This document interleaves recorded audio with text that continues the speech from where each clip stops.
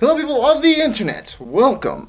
I am KICdude. Long before YouTube time, there existed ways of getting your content. In these forgotten times, dial-up and Newgrounds reigned supreme. YouTube was but a glimpse in the eyes of the elders. But now that site is just like full of very wholesome content. In this new age, we have animation as a medium of storytelling, a genre of which I am a fan of, and Emirichu is one who does such thing. If you are unfamiliar, Emirichu is a storytelling animation artist here on YouTube. Having over 2 million subscribers, she uses her animations as an extension of who she is as a person, which makes her channel very unique. However, after following her stuff for a while, I've noticed a few things. Draws pretty good, but you see, Emirichu is insane. Well, drawing on YouTube is a little insane. Okay. Don't. Stay with me on this one. When we get a job, a lot of our time and moments become a little bit more precious. There's money involved, so that makes sense. However, when it comes to your personal life when having a job, your off time becomes way more precious and way more valuable, to the point where you will actually get angry at people who waste your time. Not to say you should tolerate people who waste your time and sucker you with a thumbnail. You definitely shouldn't sub to them or anything either. I digress. When you make the decision to use your time, you are voluntarily doing these things in a hope that it pays off in some way. These things can be monetarily, emotionally, or personally. Now, we know there's a saying that says that you shouldn't do things expecting things in return. However, when you are living by this moral code, you are expecting something. You realistically are expecting an emotional response from yourself. Something like a sense of pride for the action you just did. It's not because you're expecting a thank you or even like $1 million. But that would be cool. However, YouTube is a different beast. You could do an insane amount of unpaid work and not really have it pay off.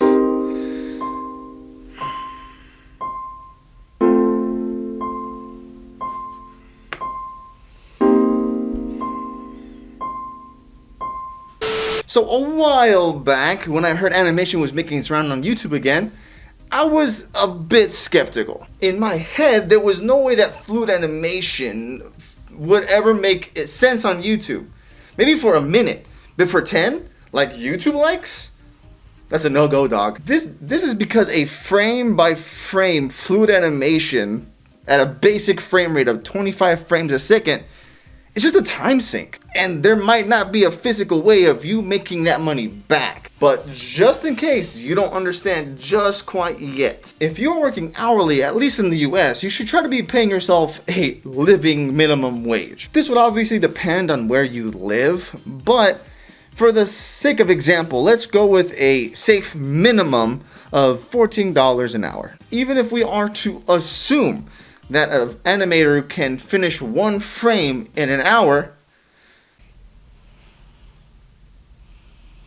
that's still just one frame. At an 8-hour shift a day, it would take anywhere from 3 to 4 days just to get 1 second of animation. Sure, there are workarounds and exceptions to the rule, but that's still a lot of work for 1 second. And by that math, since there are 600 seconds in 10 minutes, you can expect fully fluid animation from somewhere in between the odd number of 3 to 4 months. And that may be cool, but you're probably thinking like, oh, if they hire more people, they could probably just, make videos faster. That would work, right? I don't think you know how working with people works, buddy. Yeah, sure, they could probably do that, but it might be the most efficient, but you're also dividing that money you're expecting back. Again, for sake of example, if you have 2 other animators other than yourself working for 2 months, you're looking around the odd number of just under $7,000 you're expecting back to make a balanced ROI. However, there's also the problem of if those people that you hire don't get a break at some point,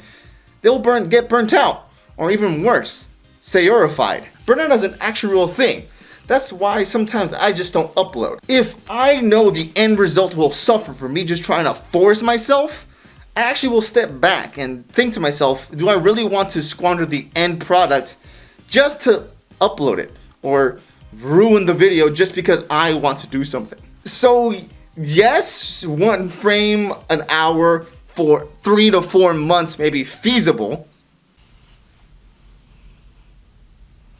but it really might cost you your mental health. And the reason it'll cost your mental health is because you're by yourself for 3 to 4 months.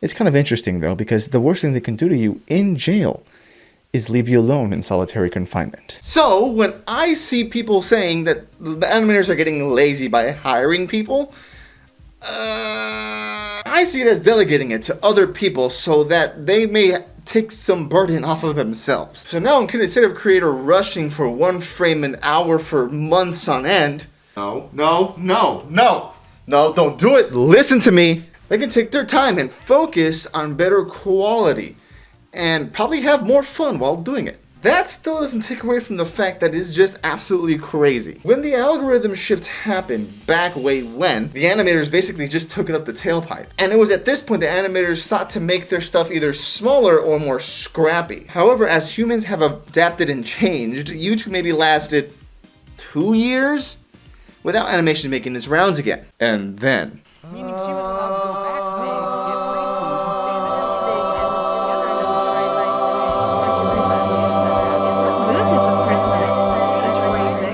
I don't know, maybe that was just me.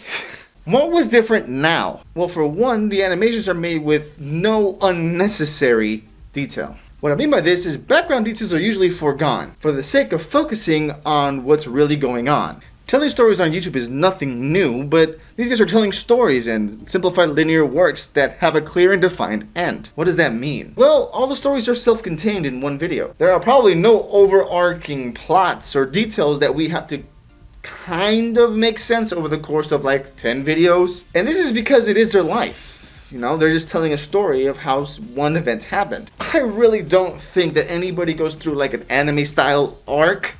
And if you did, I'm sorry that your mom's dead. Or banging Professor Oak. And lastly, the fact that there's like this new fully merging of frame by frame animatic and graphic animation that's going on. Super love it. I really do hope people embrace it more. I guess they technically already have.